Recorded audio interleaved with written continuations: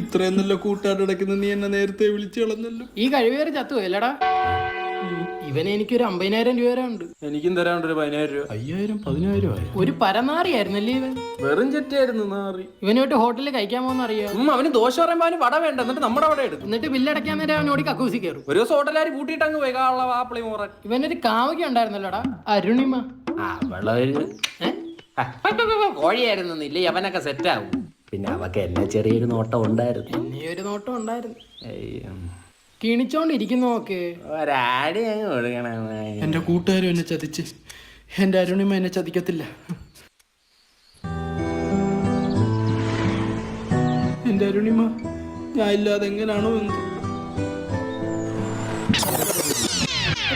Wait ചെയ്യുന്നു. ഇന്നല്ലായിരുന്നു സജിയുടെ 16. അപ്പൊ അവന്റെ വീട്ടുകാരി ഒന്ന് തരാണിക്കണ്ടേ. സുഭാഷ്